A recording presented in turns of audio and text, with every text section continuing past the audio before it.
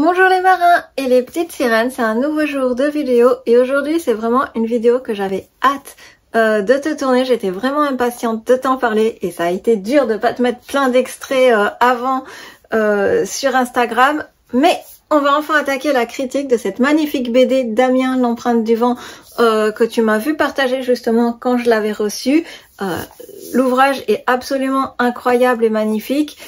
Mais comme tu le sais, dès qu'il s'agit d'un roman graphique ou d'une BD, j'aime bien prendre un peu de temps pour monter ma critique afin de pouvoir te partager notamment des petites astuces qui vont t'aider à sa compréhension, que ce soit dans l'analyse des plans, des cadrages ou des couleurs. C'est vraiment des petits éléments graphiques qu'on n'a pas toujours en tête quand on lit une BD, et dans ce genre de vidéo, j'aime bien revenir là-dessus et t'en parler un petit peu. Donc malheureusement, ça prend du temps pour écrire la vidéo, pour construire cette analyse un peu détaillée. On va pas faire du plan par plan et du image par image, mais voilà, te donner quelques pistes de réflexion. Et du coup, comme tu l'as vu, le programme était un peu chargé ces derniers mois, donc j'ai pas pu tourner la vidéo plus tôt et je suis vraiment désolée parce que c'était un ouvrage que j'ai absolument adoré, qui m'a transportée et qui est absolument magnifique. Chaque page est vraiment un émerveillement qui se succèdent, si je puis dire. Donc j'avais vraiment envie de t'en parler, mais voilà, malheureusement j'avais pas le temps de tourner ça et je voulais pas juste te recracher un communiqué de presse que tu peux trouver sur n'importe quel site, ça n'a aucun sens.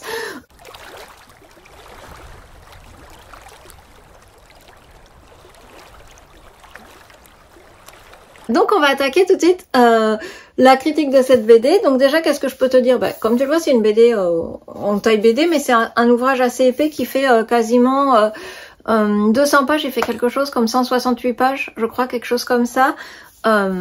Donc évidemment, c'est écrit par Gérard Janichon, l'un des deux marins qui a vécu l'aventure à bord de Damien, et c'est magnifiquement illustré, donc je te disais, par Vincent, qui nous offre des aquarelles vraiment d'une qualité et d'une finesse exceptionnelle. Mais toute l'analyse détaillée des images, ça sera en fin de vidéo. Je te mets un time code si tu connais déjà l'histoire de Damien et si tu n'as pas envie de voir le résumé de quoi ça parle. Enfin, ce que je peux te dire, c'est que ça a été édité par les maisons d'édition Glénat et que c'est sorti dans la collection Vent d'Ouest, et l'ouvrage coûte quelque chose comme 25 €.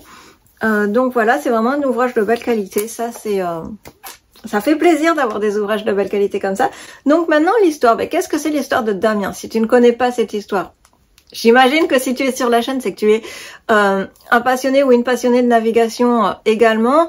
Donc a priori, tu dois connaître cette histoire. Ça a nourri des vocations et ça a fait rêver des centaines et des centaines de marins. Mais si jamais c'est pas le cas, si tu te perds, si tu arrives sur la chaîne, qu'est-ce que je peux te dire à propos de Damien? Damien, évidemment, c'est le nom du bateau pour commencer, qui est un voilier en bois qui mesure 8 mètres et qui a parcouru le tour du monde, qui a vécu une épopée incroyable. Et évidemment, c'est aussi l'histoire, plus que de ce bateau, des deux marins, des deux amis qui ont navigué à bord de ce voilier, qui sont donc Gérard Janichon, l'auteur évidemment, et son ami Jérôme Poncé, qui ont vécu donc ce tour du monde assez impressionnant. Il faut savoir qu'ils ont parcouru quelque chose comme 55 000 miles en 5 ans. Et qu'ils sont passés à peu près partout autour du globe. Ils sont partis de La Rochelle en 1960. Ils ont remonté évidemment en direction de l'Arctique, puis ont remonté l'Amazone. Évidemment, ils ont franchi le Cap Horn, ils ont navigué sous les tropiques, ils ont navigué dans les grands rugissants du sud plusieurs années consécutives de suite, et puis ils sont atterris enfin entre guillemets à la prédestination tant attendue qui était l'Antarctique. Ils ont réalisé cet exploit en 1973 avant de revenir à La Rochelle, boucler la boucle si je puis dire. Mais ce qui est bien plus étonnant encore que ce grand périple, évidemment, c'est que ça a été une aventure incroyable, sachant que c'était pas du tout des marins de course au large comme on a pu lire certains exploits, mais c'était vraiment deux jeunes hommes à peine sortis de l'adolescence qui ont nourri ce projet pendant 5 années entre le temps qu'il leur a fallu pour faire les travaux du bateau, pour rassembler des finances, aussi de l'argent. Et comme je te dis, on n'était pas dans la course au large, donc c'est pas des gros sponsors et tout, c'est plutôt des petits boulots qui mis bout à bout, ils vont se constituer une cagnotte pour pouvoir s'offrir le tour du monde de leurs rêves. Et partir 5 années consécutives sur ce bateau, évidemment ponctué d'escales et ponctué de vie à terre entre deux destinations. Mais voilà, c'est vraiment un tour du monde, un exploit assez incroyable qui a nourri l'imaginaire et je pense les vocations de marins pendant des années et des décennies, qui n'ont finalement rien à envier aux exploits qu'on nous rabâche tout le temps de moitié par-ci, moitié par-là, qui est une aventure bien sûr sur laquelle on crache pas du tout, mais finalement l'aventure de Damien a aussi, autant marqué les esprits, je pense, à son époque que les exploits de Moitessier par exemple. Donc je vais pas faire beaucoup plus long pour l'histoire, c'est le pitch de départ, mais évidemment tu l'auras compris, bien plus qu'un exploit maritime en lui-même, aussi impressionnant qu'il soit et aussi certainement historique, c'est vraiment une page de la navigation, ça aussi importante qu'il soit. Tu comprends bien que l'aventure de Damien c'est aussi et avant tout une aventure humaine, une aventure d'amitié très forte entre les deux marins, mais aussi une aventure de dépassement de soi, d'aller jusqu'au bout de son rêve, à plus forte raison quand on est des marins inexpérimentés, si on peut dire, qui ont tout à apprendre et qui découvrent tout sur le tas au fur et à mesure des navigations et des problèmes, parce que c'est aussi ça, c'est aussi une histoire de persévérance et de résilience, si on peut dire, même si c'est pas forcément un terme que j'affectionne particulièrement, mais de voilà. Tu connais les aléas de la navigation et on va de mât cassé ou de dématage en avarie et ça fait partie des joie, si on peut dire, de la navigation au long cours. Donc c'est aussi ça qui est mis en avant dans cette histoire. Et évidemment, c'est une aventure humaine incroyable, faite de rencontres toutes plus enrichissantes les unes que les autres, mais aussi d'entraide, d'amitié qui se noue, qui se dénoue au fur et à mesure des départs, évidemment aussi. Je pense que ça fait aussi partie des aléas, comment te dire, de la navigation et de la vie de vagabond, si on peut dire. Mais voilà, je pense que je t'ai fait à peu près le tour pour te situer de quoi on va parler dans ce magnifique ouvrage. Je te montre vite fait quelques illustrations, on va y revenir un peu après, mais l'ouvrage est tellement beau que je peux pas m'empêcher de t'en montrer quelques pages. Évidemment, tu l'auras compris aussi, l'histoire même est construite comme un récit initiatique. On est vraiment dans la quête du jeune homme, des jeunes hommes qui vont effectuer un périple, un voyage et au cours duquel ils vont finalement se construire en hommes mûrs qui vont devenir après. C'est vraiment là au niveau de l'histoire même et du scénario, si on peut dire, qui n'est pas un scénario mais qui est un vrai récit de vie. On est vraiment dans le récit initiatique, mais c'est vraiment retranscrit et écrit de cette façon-là. On est en plein dans le récit initiatique, couplé, j'ai l'impression, à une quête de liberté. C'est vraiment la quête de la liberté est vraiment quelque chose de très fort, de très présent dans le récit de Damien et qu'on retrouve pleinement dans la BD L'empreinte du vent. Cette quête de la liberté, et je pense que ça fera écho, je pense, à beaucoup d'entre nous après les périodes, on va dire, un peu difficiles qu'on a vécues ces dernières années de confinement, d'interdiction de voyager, etc. Je pense que la quête de la liberté est quelque chose qui va résonner aux oreilles de beaucoup d'entre les lecteurs, mais aussi cette quête de la liberté des deux protagonistes. J'ai l'impression qu'elle s'est vraiment énormément nourrie ou construite en réaction de leur enfance à l'école militaire, qu'ils ont certainement tous les deux, de par leur tempérament, vécu comme un emprisonnement, ce qui va, je pense, nourrir encore plus cet idéal de vie vagabonde, de vie de voyage et d'aventure, et qui va les faire tenir dans les moments les plus durs cet idéal de liberté, cet idéal de vie. C'est vraiment quelque chose de très fort et qu'on ressent très bien retranscrit au fur et à mesure des pages, bien entendu. On se refait une petite page d'illustration tant elles sont belles. une de mes illustrations préférées certainement du premier chapitre. Donc voilà pour la partie histoire en elle-même. On va attaquer tout de suite aux aquarelles qui sont absolument sublimes et à couper le souffle, quoi. Je viens de t'en montrer quelques-unes, mais je veux dire comment ne pas tomber en émoi devant la finesse et la qualité d'un tel travail. C'est absolument envoûtant, absolument brillant et intelligent. Le choix de l'aquarelle aussi me paraît être un choix absolument, comment dire, pertinent. Alors après, je suis pas objective, on est d'accord, étant moi-même aquarelliste dans un domaine totalement différent, mais pour moi, l'aquarelle a une richesse qu'on ne retrouve absolument pas dans les BD illustrées de façon numérique et surtout colorisées de façon numérique. Je trouve qu'on perd énormément de vie là. On a vraiment une richesse de texture, de brillance, de luminosité, de jeu de lumière et d'ombre et de lumière qui n'est possible finalement qu'avec l'aquarelle. Et j'ai envie de dire, pour le milieu marin dans lequel on est, pour le mouvement de l'océan, les ondulations, la luminosité de la nature, ça peut être aussi la brillance des feuilles quand ils sont en Amazonie qui est retranscrite. Voilà, l'aquarelle permet vraiment une profondeur, une vibrance, une vie aussi et des détails de texture et de matière, de luminosité, de jeu de lumière. Qui, je trouve, on n'a pas vraiment avec la peinture numérique. Après, c'est un goût de choix et de couleur, bien entendu, et évidemment que si tu es un illustrateur numérique, je suis pas en train de critiquer ton travail ou quoi que ce soit, c'est des goûts et des couleurs, et pour moi, c'est des choses qui m'émeuvent et qui suscitent beaucoup plus d'émotions quand je vois des illustrations comme ça, encore entièrement faites à la main, et à l'aquarelle plus particulièrement. Chez moi, c'est quelque chose qui va déclencher, voilà, beaucoup plus d'émotions, qui va beaucoup plus résonner. Mais voilà. Qu'est-ce que je peux te dire donc au niveau des aquarelles? Donc évidemment, bah, tu l'auras compris, les aquarelles, elles font un écho parfait à la narration et elles viennent mettre en lumière et en dynamisme aussi, c'est ça. C'est que et en dynamisme, la narration, ça vient là où la narration pourrait sembler, sans les aquarelles, un petit peu linéaire, ce qui n'est pas le cas, mais voilà, on reprend quand même le récit original de Damien, donc là où la narration pourrait être un petit peu du roman, je trouve que les aquarelles apportent vraiment énormément de dynamisme et le choix des illustrations apporte beaucoup de dynamisme à l'histoire, au récit. Bref, le texte et les aquarelles se complètent parfaitement. À plus forte raison que tu le vois, on a des bulles de texte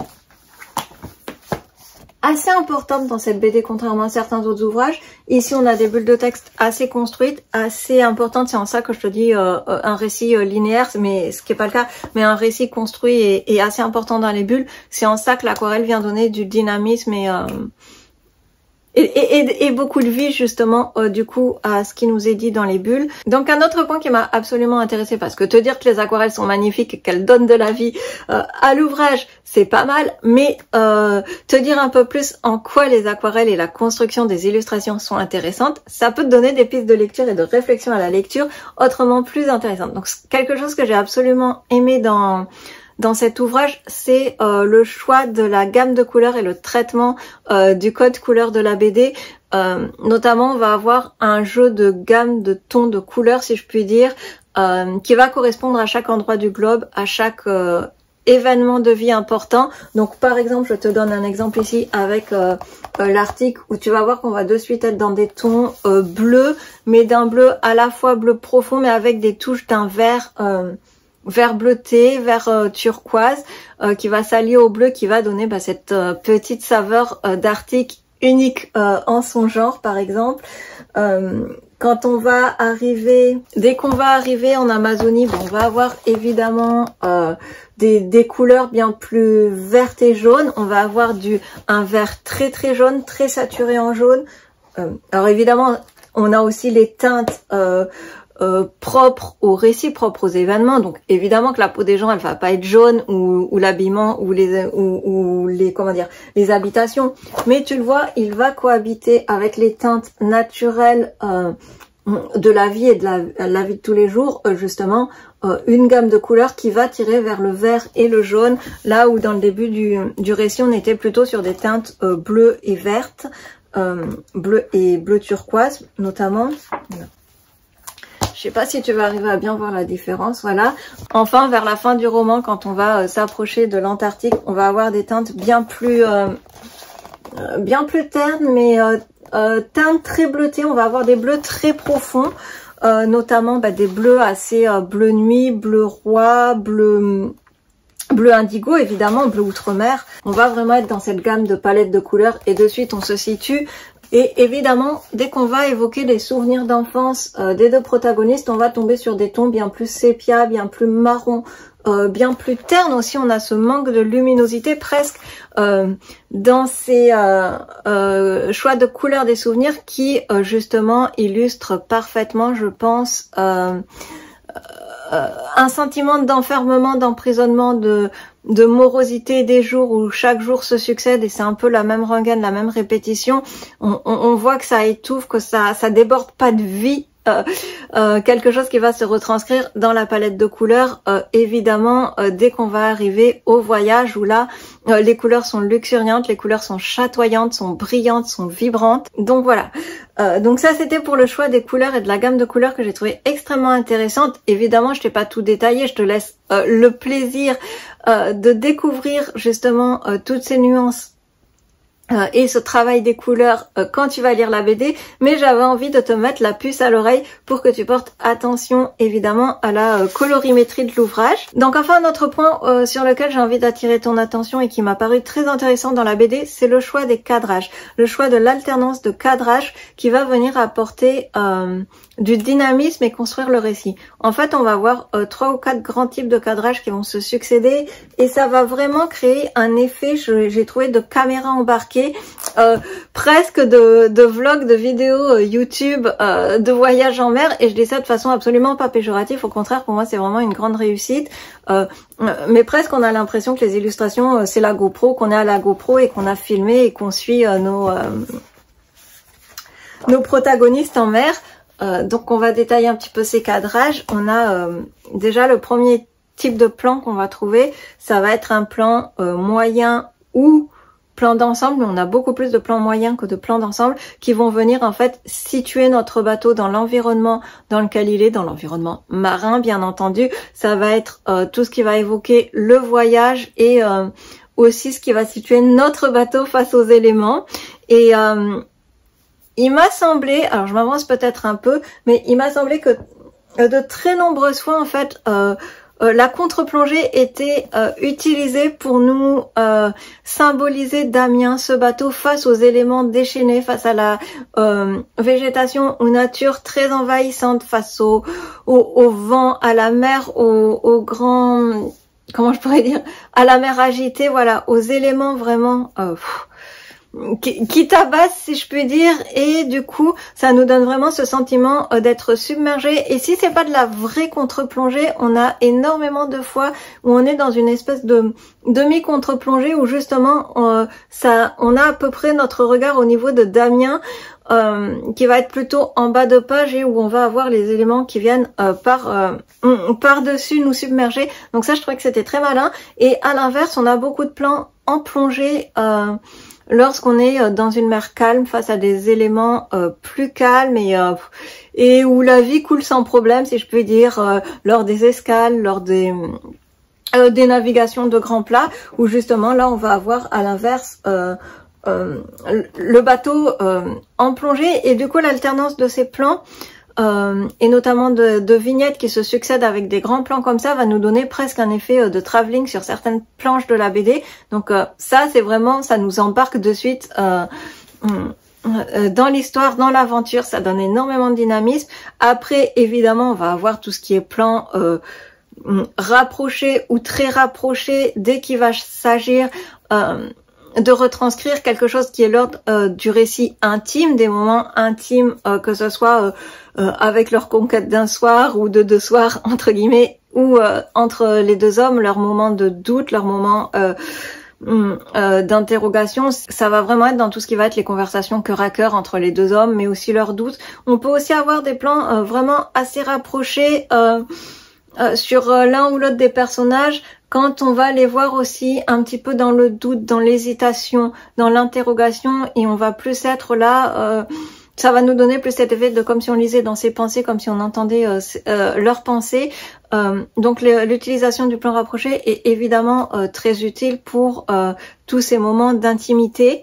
Là où on aura plutôt quelque chose comme des plans américains pour tout ce qui va être les scènes de groupe, les scènes de la vie quotidienne, les scènes de partage en escale avec les personnes qui vont pouvoir rencontrer. Donc voilà pour ces plans. Et évidemment, on a aussi un autre type de plan qui fait son apparition ponctuellement dans le livre, c'est le plan extrêmement rapproché, voire le close-up sur un ou deux objets très significatifs et très évocateurs du voyage, comme le compas ou la carte marine. Et ça va venir souligner ces détails, les mettre en avant, mais aussi ça va nous donner ce petit effet d'être embarqué à bord, d'être avec eux et voilà, de naviguer. On est dans le bateau et notre regard il tombe posé sur la carte parce que voilà, parce qu'elle est sortie, elle est là, elle est sur la table de navigation. Donc ça, c'est vraiment quelque chose que j'ai extrêmement apprécié, et comme je te disais, en fait, ça va être l'alternance et la succession de tous ces différents types de cadrage qui vont donner non seulement du dynamisme à l'ouvrage et au récit, mais qui vont en plus nous donner ce sentiment de caméra embarquée tout au long de l'aventure, si je puis dire. Enfin, pour finir sur le choix des cadrages, ça va être là plus un choix narratif, mais le choix des souvenirs qui sont évoqués par l'auteur, par Gérard Janichon du coup. Ça va vraiment nous évoquer, là encore, nous donner un sentiment... pas de photos de vacances, mais je sais pas comment t'expliquer cette image, mais ça va être un peu comme si en lisant cette BD, on va avoir vraiment le sentiment comme si on regardait un carnet, un album photo de voyage de quelqu'un, et comme si on avait l'auteur qui était à côté de nous et qui nous commentait chaque photo ou chaque Polaroid sur lequel on tombait en nous disant oui, là je me souviens, j'étais dans telle et telle aventure, il s'est passé telle et telle péripérie. Je trouve vraiment que le choix des souvenirs et la façon dont ils sont racontés, ça nous donne vraiment cet effet-là, de même que l'alternance entre l'aventure en mer qui se déroule et les souvenirs d'enfance nous donne là encore un peu plus cette sensation d'intimité et d'être proche des auteurs finalement. Et quand je dis des auteurs, c'est que ça soit de l'illustrateur Vincent ou de l'auteur Gérard Janichon. Mais voilà, la façon même dont est construite ce récit nous donne vraiment cet effet de proximité, presque d'être le troisième équipier à bord, ou d'être le témoin privilégié au retour à la taverne du coin, auquel ils auraient raconté leur voyage en nous montrant quelques photos qu'ils auraient pris, parce que évidemment en même pas 200 pages de BD, il faut choisir les moments de vie, les moments de cette aventure incroyable en mer qui s'est déroulée. Il faut choisir un petit peu ce qu'on va raconter et attirer justement l'œil du lecteur et la curiosité du lecteur, parce que évidemment, on imagine bien que dans un tel voyage en mer, il y a aussi des moments d'attente, des moments de latence, des moments où il ne se passe rien. Donc il a certainement dû falloir trier non seulement dans les moments de creux, mais aussi dans les moments où il y a plein de petites anecdotes qui fourmillent, mais qui seraient peut-être pas les plus intéressantes pour nous lecteurs à lire, qui sont peut-être très vibrantes et très intéressantes pour les protagonistes, pour les marins qui ont vécu cet événement, mais qui n'apporteraient rien dans une histoire, dans un récit. Donc c'est aussi ça, le rôle de l'auteur, c'est de choisir quels souvenirs et quels événements ils vont nous raconter, et je trouve que la formule est absolument parfaite pour cet ouvrage. Je vais pas faire beaucoup plus long. Autre mention que je tiens à te dire, parce que tu sais que j'aurai lassé suffisamment là-dessus, c'est qu'on a des cartes tout au long de l'ouvrage. Donc là, une carte un peu plus générale du voyage que vont effectuer nos protagonistes, et puis bien entendu on a à chaque début de chapitre la partie du voyage que ça concerne, la partie donc d'océan qu'ils ont traversé au moment où telle et telle péripétie se produisent, parce que c'est certainement quelque chose qu'on aurait un peu plus de mal à situer si on était juste dans le récit, dans la lecture comment je peux dire, linéaire, page après page du récit. Là, du coup, ça nous permet de bien situer quand ils abordent telle et telle ville, quand ils disent qu'ils sont à tel endroit du globe. Au moins, on n'a pas de doute, on a la carte, on sait ce qui s'est passé avant, ce qui s'est passé après. Donc voilà, je vais pas faire plus long. Encore une fois, c'est une lecture que j'ai absolument adorée. Vraiment, encore une fois, je veux vraiment souligner la qualité des illustrations parce que je trouve que les bandes dessinées entièrement créées à la main, si je peux dire, évidemment, j'imagine qu'il y a un peu de post-production après, ne serait-ce que pour scanner et faire la mise en page concrète du livre, faire l'ouvrage fini, mais ça reste de plus en plus rare qu'on ait des BD entièrement illustrés à la main comme ça et d'une telle qualité que c'est quelque chose que je voulais vraiment souligner et mettre en avant. Pour moi, ce sont des choses qui me tiennent à cœur et qui me touchent vraiment, voilà, au niveau sensitivement, si je puis dire, et qui vont complètement changer l'expérience que j'aurai d'une BD à l'autre. Donc voilà. Donc ça, c'était quelque chose que je voulais mettre en avant. Et pour terminer, qu'est-ce que je peux te dire? Qu'il faut savoir que le bateau d'Amiens, il existe encore et qu'il a été classé monument historique il y a quelques années. Il a été complètement restauré et remis en état en 2019 et qu'il est à présent ouvert au public. Tu peux le visiter, tu peux le voir et je crois qu'il se trouve toujours au Vieux-Port de La Rochelle. Donc c'est une sortie, je pense, à faire en famille. Si tu habites dans le coin, n'hésite pas à aller le voir, à aller le visiter. Moi, je l'ai mis sur ma to-do list des endroits maritimes et de culture maritime que j'ai envie de voir. Et évidemment, si la BD a piqué ta curiosité, tu peux bien entendu continuer à vivre les aventures de Damien avec l'intégrale des aventures de Damien, écrit là encore par Gérard Janichon. Et je dis là encore, mais en fait, l'ouvrage est sorti bien avant la BD. Donc la BD est plutôt une version édulcorée de ce qu'on a dans le gros ouvrage des aventures de Damien. L'ouvrage qui a nourri là encore des centaines et des centaines de vocations maritimes et qui fait quelque chose comme 649 pages. C'est pas énorme en fait. Il est plus impressionnant que ce que ça fait, mais c'est vrai que c'est écrit gros et qu'il y a des illustrations. Donc voilà, si la BD t'a plu, n'hésite pas à plonger au cœur même de l'ouvrage. Bon bah tu le vois, c'est un gros ouvrage, mais tu vois, je l'ai ici, donc on pourra faire une vidéo un jour qui revient sur un grand classique de la littérature de mer. Donc voilà, je fais pas plus long, je pense que cette vidéo est déjà absolument trop longue pour te parler de l'ouvrage. Mais n'hésite pas à lire cette BD cet été. Si tu n'as qu'une seule BD à lire et ou à amener en vacances, je pense que ça sera celle-là pour voyager. Et pour voyager même si tu restes chez toi en fait, si tu n'as pas la chance de partir en vacances. Voilà, ça s'appelle Damien, l'empreinte du vent et je t'invite chaleureusement à la lire. N'hésite pas à me dire en commentaire ce que tu en as pensé, si la BD t'a plu, si tu connaissais déjà l'histoire de Damien, parce que peut-être que pour toi c'est quelque chose que tu n'as pas connu, l'histoire de Damien. Et voilà, et n'hésite pas aussi à aller voir les autres créations de l'illustrateur du coup, Vincent, que je mets de toute façon en description et en fiche. Donc voilà, je fais pas plus long et je te dis à très bientôt et surtout bonne lecture et bon voyage au fil des pages. À bientôt mes petits poissons!